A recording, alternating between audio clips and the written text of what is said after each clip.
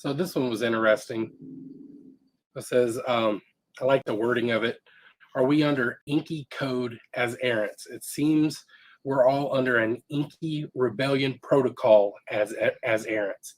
So is it like do people that just kind of naturally go into like a questioning mode, people that are naturally curious, that don't fit with that mainstream narrative as easily?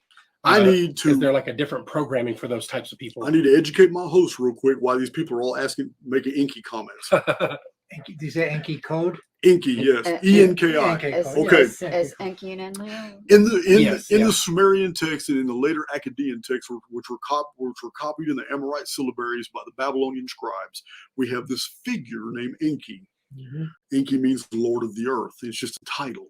But Enki played the role of a benefactor, where he actually benefited humans when all the other Anunnaki gods were trying to do things in self-interest. Mm-hmm. Enki actually appealed to mankind, told man the flood was coming, had Anapishtim build an ark and save himself, and for this he was labeled a traitor by the other gods. Now, because he played benefactor.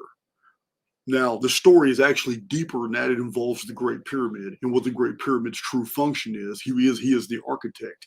The Jewish scribes in Babylon studied these old texts, and they never called him Enki. They called him Enoch. In the Hebrew, Enoch is the Sumerian Enki. The only difference is 12 centuries. They were looking at Babylonian cuneiform that had been copied from the Amorite syllabaries, that had been copied from the Akkadian, and the Akkadian were copies of Sumerian logographic texts for which whole words were left untranslated in the text because they didn't know what they meant. So we have all these filters before this material appears in the Bible. And Enki's and Enoch is in the book of Genesis. But what we know of Enoch in the Midrashic text, in the Talmudic text, in the book of Jasher, mirrors exactly an Egyptian pre-flood king named Surid. Everything about Surid is the same thing that is said in the Hebrew writings about Enoch. Before the flood, he built an architectural project. Of course, Surid built the pyramids. Mm-hmm. Surid ruled over 130 nomes in Egypt. Enoch in the book of Jasher ruled over 130 kings. They're both mathematicians, they're both architects, and they both had a premonition given to them from God that the world was about to be destroyed, and the past, present, and future had to be preserved in an architectural project. The exact story of Enki is told of the Egyptian Surid. So this is conveyed by the Arabic scholar Masaudi. You may know him as Makrizi. He's got a lot of writings from about 900 years ago. So anyway, this is what they're talking about, because I have videos about Enki and Enoch are the exact same person. Well, Enki is the benefactor. And now that I've gone on this tangent, I don't remember what the question was. About Enki's code? Something about Enki code, yeah. I don't know. That's new terminology to me. Well, like what they were saying is like errants tend to be people that kind of stray from the mainstream naturally.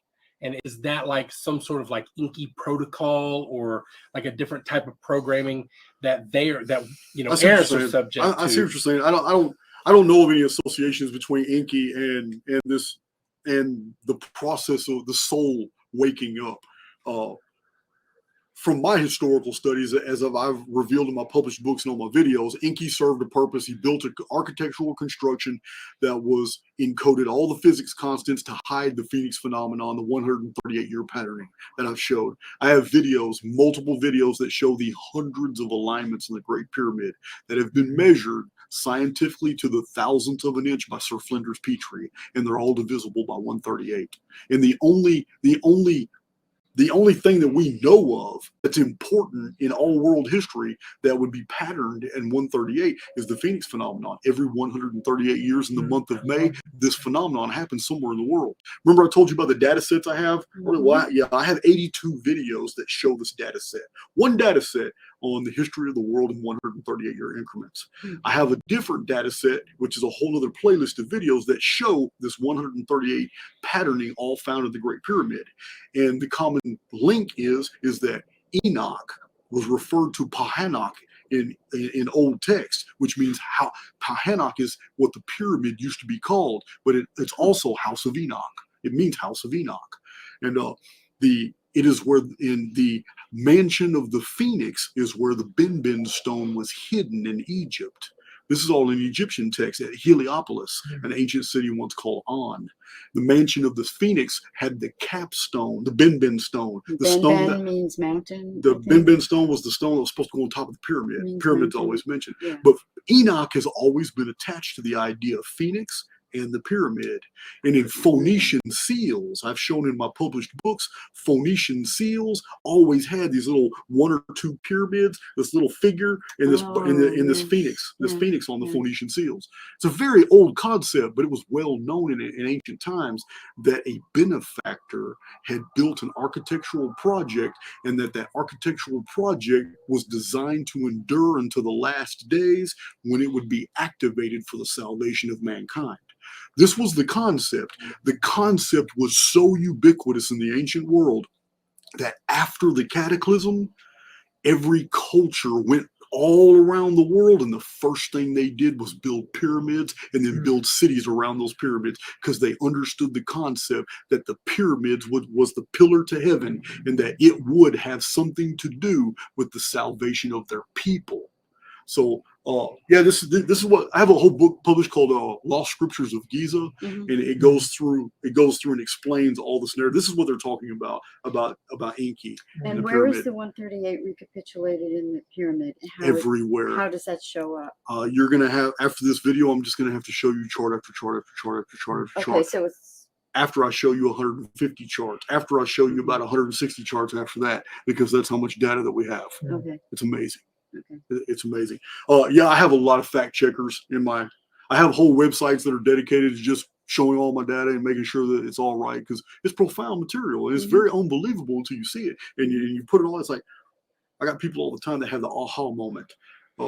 As a matter of fact, the majority of my trolls come around and then email me and say, "Hey man, I'm really apologize, man, but I really thought you were a shield. I looked into all this. It's fascinating."